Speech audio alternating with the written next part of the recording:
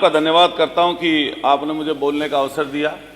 क्योंकि नगर विकास का अर्थ ही है कि भाई नगरों का विकास, क्योंकि प्रदेश 25 करोड़ की आबादी का प्रदेश है और इस समय बहुत तेजी से गांवों से शहरों की तरफ पलायन कर रहे हैं लोग, और उसी तरीके से व्यवस्था हम सब लोगों को बनानी पड़ेगी। मैं मान्यवर, क्योंकि समय कम है बहुत, मैं एक दो चीजों पर माननीय मंत्री जी का जो है ध्यान आकर्षित करना चाहता हूं।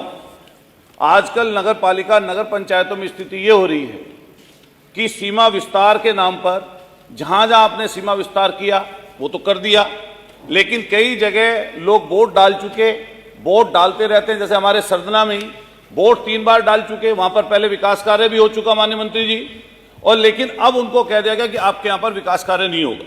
तो इस तरह की व्यवस्था पूरे प्रदेश भर में जगह जगह पर दिक्कतें आ रही हैं।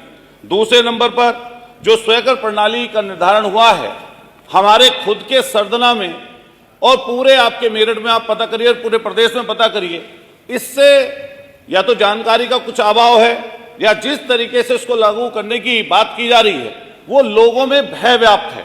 हमारे यहाँ पर 4 दिन तक धरना चला, 25 के 25 पार्षद हमारे यहाँ सरदने में धरने पर बैठे रहे और धरने पर बैठकर उन्होंने कई बार ये बात कही, क्योंकि जनता की तरफ से बात आ रही थी और कर्मचारी लोग मान्यवर फीता लेकर पहुंच गए लोगों के घरों पर नपाई करने। तो इसको आप दिखवा लें, अपनी तरफ से ऐसा कोई निर्धारण कर दें कि जिससे वो सही तरीके से लोगों तक वो बात पहुंच जाए। और ये जो टैक्स बढ़ाने आप जा रहे हैं, जनता पहले से ही महंगाई की मार है, परेशानी दिक्कत में है, इसको देखकर आप इसको जरूर समझ लें कि कितनी परेशानी और दिक्कत में है। मान्यवर, आपके शहरों में पूर्व की सरकारों में जो काशीराम योजना के तहत जो मकान बन गए थे उनमें व्यवस्था ना जल की है, ना सफाई की है, ना दूसरी चीजों की है।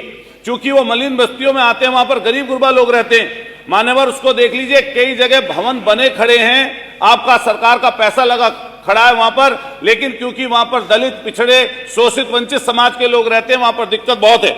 मान्यवर, इसके साथ साथ में एक चीज का और ध्यान आकर्षित आपके लिए करना चाहता हूं कि हमारा जैसे मेरठ है, बड़ा नगर है, कूड़े के बड़े बड़े ढेर लगे हुए हैं, लेकिन परेशानी और दिक्कत में लोग हैं। एक हमारे साथी ने बात कही थी कि जहां पर विपक्ष के लोग जीत जाते हैं, पार्षद जीत जाते हैं, चेयरमैन बन जाते हैं, वहां पर धन के आवंटन में भेदभाव भारी हो रहा है। मैं अपने मेरठ का अगर जिक्र करूं, वहां पर जहां हमारे मुस्लिम भाइयों की बस्तियां हैं, जहां पर दलितों की बस्तियां हैं, जहां पर मलिन बस्तियां हैं, वहां पर विकास कार्य नहीं हो रहा, लोग परेशानी और दिक्कत में बने हुए हैं। कान्हा गौशाला की हमारे साथी बात कर रहे थे, हमारे रविदास मल्होत्रा जी की बात को बल देते हुए मैं कहना चाहता हूं, इनके खुद के विधायक जो गाजियाबाद के जैसे शहर के रहने वाले हैं, खुद स्वीकार किया कि सरकार में 50,000 गाय गौ माता का कत्ल किया जा रहा है। तो आपके खुद पर प्रसन्न चिंतो नंदकिशोर गुर्जर भाई विधायक ने लगाया, वो सब पूरी दुनिया ने देखा। व्यवस्था कान्हा गौशालाओं की बहुत खराब है, आवंटन उसमें कम हो रहा है, जिस कारण से स्थिति इस तरह की बनी हुई है। और मैं फिर एक चीज और बात आपसे कहते हुए, 7-7 साल हो गए माननीय मंत्री जी, विभाग के लोगों को अगर यहां पर आप देखेंगे 7-7 साल से जमे पड़े हैं। अधिकारी एक जगह पर तानाशाही और भ्रष्टाचार में व्याप्त हैं। और ऐसी स्थिति बस खत्म कर रहा हूं, नगर विकास में सूडा और डूडा के तहत मकान बनाए जाते हैं मान्यवर। इस सूडा और डूडा में 75 परियोजना अधिकारियों के पद हैं, लेकिन 75 के सापेक्ष में मात्र 55 पद खाली पड़े हुए हैं। 20 पद ऐसे हैं जिनमें से 11 विभाग है ही नहीं, बाहर से आपने लाके बने। एक लास्ट बात अपनी बात समाप्त करते हुए कहना चाहता हूं, आउटसोर्सिंग में जैसे मेरठ का मैं जिक्र कर रहा था, मैं सफाई कर्मचारियों की खुद भी मान्यवर ड्रेस यहां पर इसलिए पहन के आया, उनके साथ भेदभाव हो रहा है। हमारे जो सफाई कर्मचारी जो कोरोना वॉरियर हैं, जो परेशानी और दिक्कत की जिंदगी जीते हैं, जो उनकी परेशानी दिक्कत है उसको समझने का काम सरकार को करना चाहिए। मैं अकेले मेरठ में बस 30 सेकंड में मान्यवर, मैं अकेले मेरठ का अगर जिक्र करूं, आउटसोर्सिंग के जो हमारे कर्मचारी हैं उसके भी मानक के हिसाब से, क्योंकि 28 पर 1 होना चाहिए, 28 लोगों पर 1 व्यक्ति आना चाहिए सफाई कर्मचारी, लेकिन 2000 से पद अकेले मेरठ में रिक्त हैं सफाई कर्मचारियों के।